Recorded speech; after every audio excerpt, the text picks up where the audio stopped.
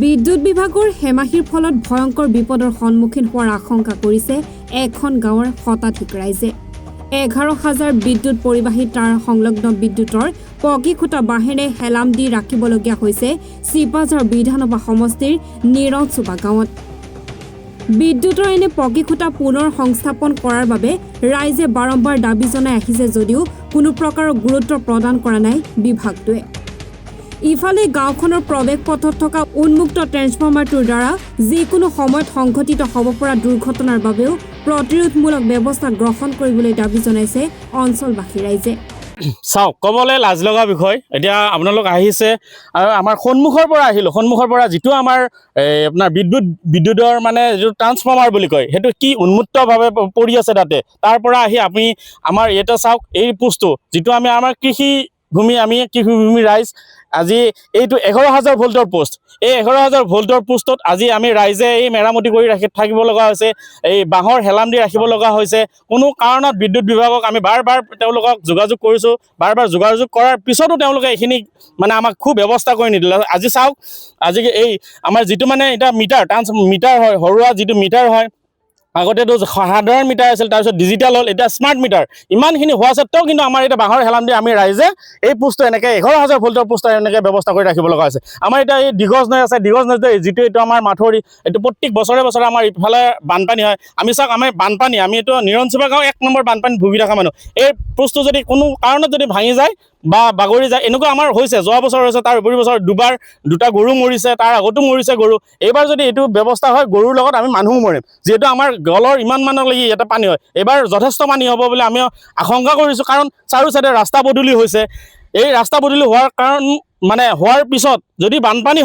হ'লে এইবাৰ আমাৰ আৰু বিপদজনক হ'ব কাৰণ এইবাৰ চাওক আমাৰ ইফালে এইখন পথাৰ হৈছে বান্ধা গৈছে পানীৰ প্ৰভাৱটো এইবাৰ বেছি হ'ব কাৰণ এই বস্তুটোৰ ওপৰত বিদ্যুৎ বিভাগে আমাক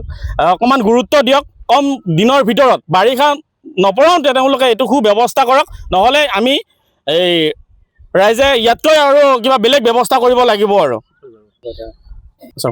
ইয়াৰ লগতে আমি কওঁ আমি বাৰম্বাৰ বোলোতে আমি তেওঁলোকক লিখিতভাৱেও আমি চিপাঝাৰ যিটো সংমণ্ডল আছে আমাৰ বিদ্যুৎ বিভাগৰ তেওঁলোকক যোগাযোগ কৰিছোঁ যোগাযোগ কৰাৰ স্বত্তেও তেওঁলোকে আমাক কোনো ধৰণৰ সঁহাৰি দিয়া নাই এই ক্ষেত্ৰত আমি মুখ্যমন্ত্ৰী মহোদয়ক কঠোৰভাৱে হাত জোৰি তেওঁক আমি আহ্বান জনাইছোঁ যে তেওঁ এই চৰকাৰৰ দিনত তেওঁ আমাক এইখিনি সুব্যৱস্থা কৰি দিয়ক তেওঁ বিভাগৰ মন্ত্ৰী মহোদয়ক কৈ আমাক এইখিনি নিৰঞ্চোবাবাসী ৰাইজক এইখিনি আমাক সুব্যৱস্থা কৰি দিয়াৰ তেওঁক আমি অনুৰোধ জনালোঁ হ'ল আমাৰ যিটো নেকি বিদ্যুৎ পোষ্ট এই বিদ্যুৎ পোষ্টটো বাৰে তাৰমানে বাগৰি আছে আজি আমি তাৰপিছত গাঁৱৰ মানুহে দুবাৰকৈ আমি অফিচত গৈ এপ্লিকেশ্যন কৰা হৈছিল এপ্লিকেশ্যন কৰোঁতে অফিচৰ মানুহে এই SDO ছাৰে কৈছিল যে তাৰমানে আমাৰ পাৰ্টিৰ মানুহ কম আছে সেইটোৰ কাৰণে আমি মানে ব্যৱস্থাটো কৰিব পৰা নাই আপোনালোকৰ তাৰপিছত আমি ফোন কৰিছোঁ নেক্সট আকৌ গ'লোঁ এপ্লিকেশ্যন কৰিছোঁ কিন্তু আজিলৈকে কিন্তু এনেকৈ থাকিল আজি মোটামুটি আমি 2 বছৰ হৈ গ'ল যোৱা বছৰ পানীত বাগৰি পৰাত আমি এবুকু পানীত ৰাইজে আহি বাঁহৰ মানে পোষ্ট দি কিনে এনেকৈ পোষ্টটো আমি উঠাই লৈ শেষত আমাক কাৰেণ্টটো কিবাকৈ দিলে বাৰিষাৰ দিনত আপোনালোকে জানে আমি এই চিপাঝাৰ অঞ্চলৰ নিৰঞ্চোবা গাঁৱৰ আমাৰ যিটো পাথৰি ঘাটৰ তাৰমানে মাথাউৰি ভাঙা আছে সেই মাথাউৰিটোৰ পানীটো আমাৰ ইয়াতে আহে আমি 1 নম্বৰ মানে এতিয়া মানে আৰু এই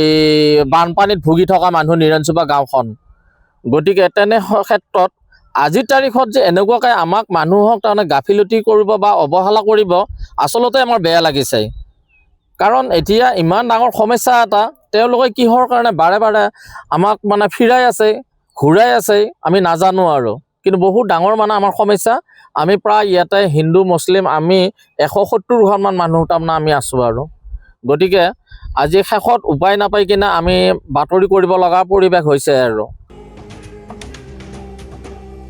চিপাঝাৰৰ পৰা আছলামুদ্দিন আহমেদৰ ৰিপৰ্ট এনি ভাৰত 24